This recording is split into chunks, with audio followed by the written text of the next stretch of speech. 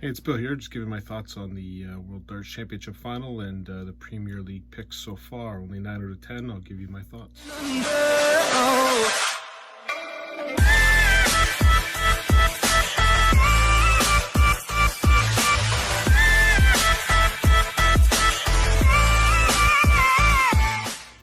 Hey, everyone, hope everyone enjoyed the final. I certainly did. Got the prediction correct as well. So Gerwyn Price won it 7-3. The match itself, I didn't think was the greatest quality. I think Gerwyn Price played really well. He was going at 75% takeouts on the doubles.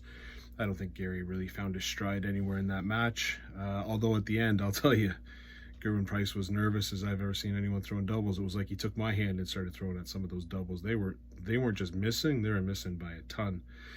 I think if Gary could have nicked that 10th set, we're talking about a 7-6 Gary Anderson win, and I think pretty convincingly in the last 3 sets. I think Gerwyn was struggling, and he even admitted afterwards he was struggling. But if you take a look at the 6th set where he goes 12 or 11 darts, 12 darts, 10 darts, like basically the only way that Gary could have done it is if he threw two 9-darters to stay on the throw. That's pretty massive. 136 average in a set, broke record. Fantastic work. At that point, I thought it was over. And again, he had tons of darts to win it 7-2, but just got nervy, and you started feeling for him and thought, oh boy. Again, Gary Anderson was saying to himself, just get that next set and we'll see where we go from here. And I think it would have been over the finish line. So, but Gerwyn Price wins it. He's the new number 1. Hope everyone enjoyed the tournament. It was definitely a decent final to watch. In terms of my average, I did all right. I got 66 wins out of 94 for a batting percentage of 70.2. I also had 29 perfect scores. Not too bad. If I would have been doing some betting, I would have made some money, I'm sure. I did take some upsets in there. I did see Ryan Searle go well. The Ratovsky train was good for me. The Hybrex leaving the tournament, Ian White leaving the tournament, as we said. Those are things that you expect, and I was able to catch them at the right times. So overall, the one thing I do want to talk about, though, is the Premier League picks. The first thing I don't understand is why they're picking them now.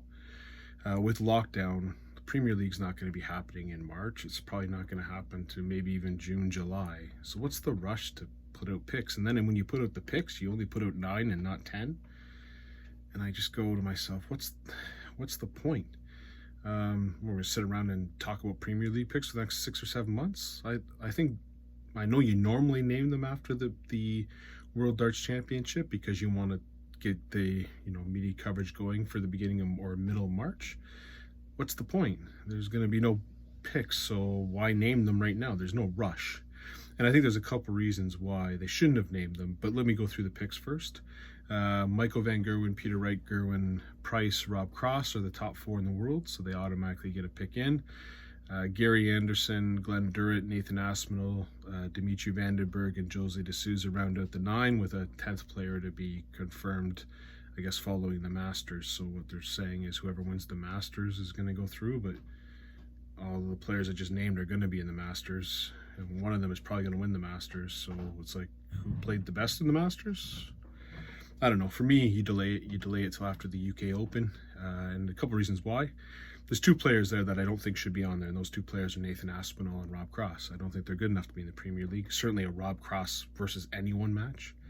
You wait for the Rob Cross-Dimitri Vandenberg match. Ooh, wow, I'm really excited. Rob Cross is not a Premier League player right now. Yes, he was great to watch when he was winning championships, and even the first 2 years in the Premier League, he did really well. He just hasn't been there. So you're bringing a player that hasn't been there into a Premier League, and to me, he's just going to get eaten up, spit out.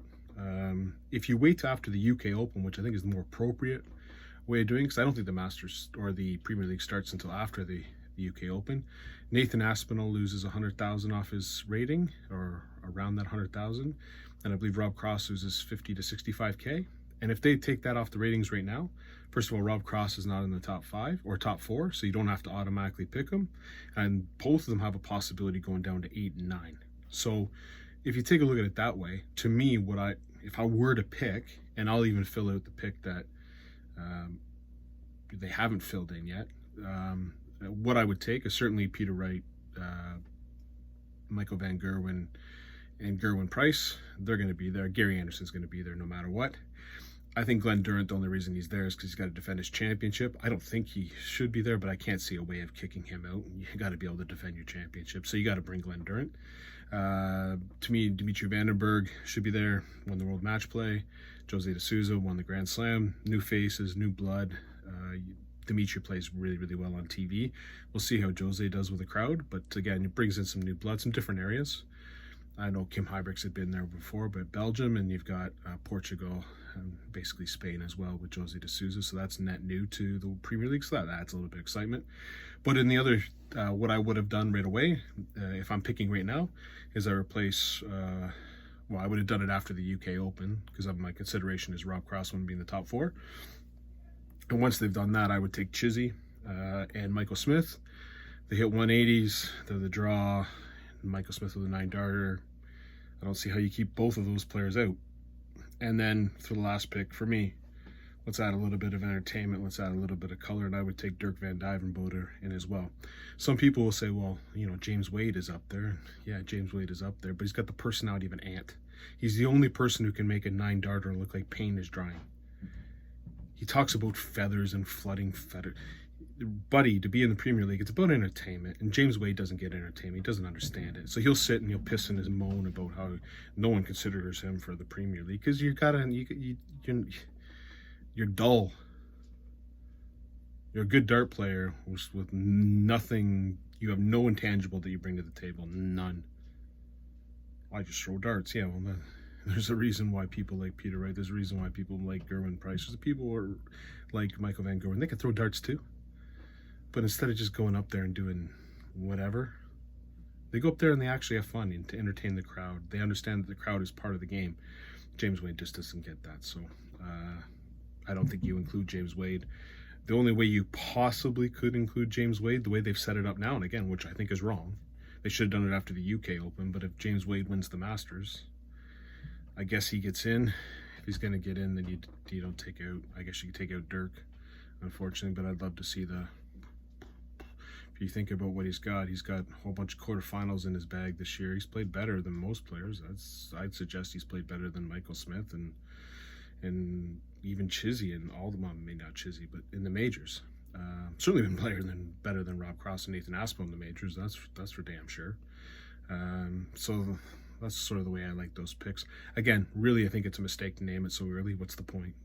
You've got time, and then you've got the ability to then say the top 4 wouldn't include Rob Cross, certainly after the UK Open. I don't think it will, and therefore you can put a player more entertaining to watch for the crowd than Rob Cross. Unfortunately, that's the way it is. So with the way they've got it set up right now, who's going to be that last player? Well, it's obviously between Smith and Chizzy. I don't think Dirk can get in, unfortunately. Just too far down the ratings. And then you kind of say, okay, you had 1 year, give it a second year. So I understand why they wouldn't put Dirk in.